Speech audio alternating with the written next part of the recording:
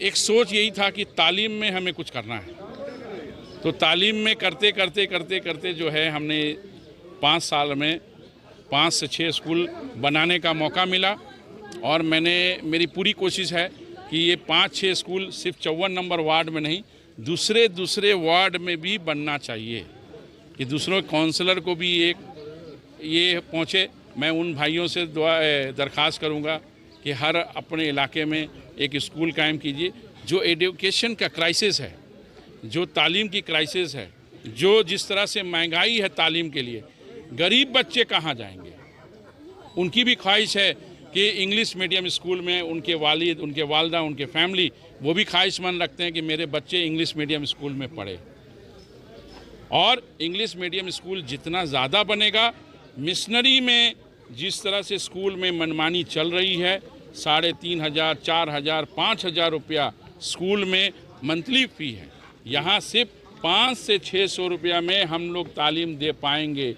और Sir Syed Ahmed English medium school 39/1 Sir Syed Ahmed road के चौराहे पे एक स्कूल कायम होने जा रहा है, जिसके संगे बुनियाद हम लोगों ने 2020 में रखा था। 1 नंबर हाथी बगान रोड में जो है 2020 में हमने इब्तिदा किया था, जो क्लास नर्सरी से लेकर क्लास 3 तक है। मगर इसी पैंडेमिक में एक फ्लोर हमने और इजाफा किया और क्लास 5 तक वहां क्लासेस होंगी और वहां के टीचर यहां बैठी हैं, यहां आई हुई हैं। मैं उन सब को दरखास्त करूं, लोग हैं वो अपने बच्चे को तालीम नहीं दे पा रहे। ये मद्देनजर रखते हुए जब मैं 2010 में काउंसलर बना,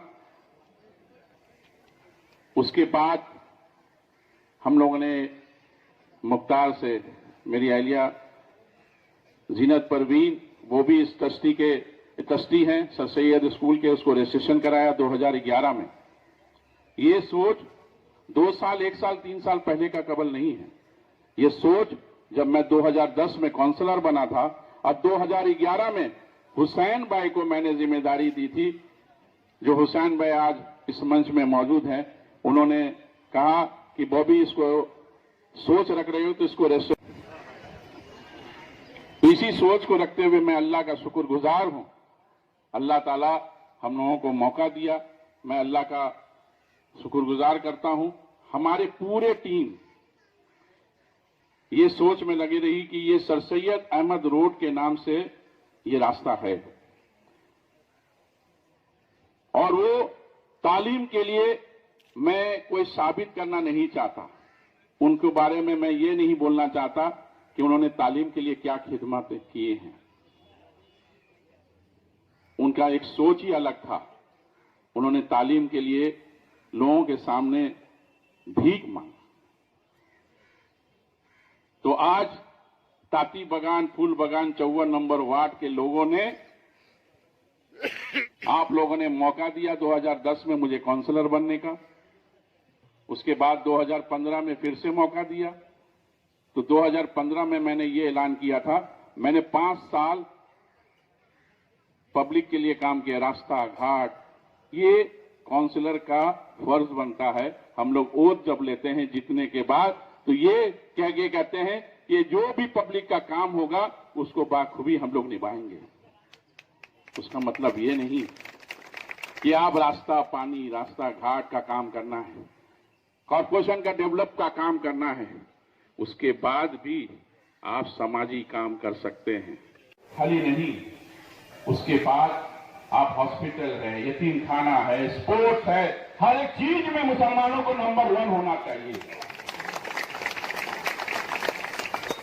आप देख चुके हैं 2014 के बाद बीजेपी गवर्नमेंट किस तरह से माइनॉरिटीज को डिप्राइव कर रही है। सिर्फ माइनॉरिटीज नहीं, जो हमारे हिंदू भाई, छोटे जात के भाई हैं, उसको क्या बोलते हैं, शेड्यूल कास्ट, उनको डिप्राइव कर रहे हैं। कोई बांटने का सिस्टम नहीं है। ये सर सैयद स्कूल ये बन रहा है तो इसमें हमारे टीचर भी नॉन मुस्लिम है, मुस्लिम भी हैं, स्टूडेंट भी नॉन मुस्लिम है। सिर्फ ये बल्कि ये सर सैयद के नाम से है तो सिर्फ मुसलमान तालीम नहीं पाएंगे, ये इंसानियत के लिए है। एडुकेटेड होना बहुत जरूरी है, एडुकेशन मिलना बहुत जरूरी है, मगर आज की जो हालात है लगभग 2 साल से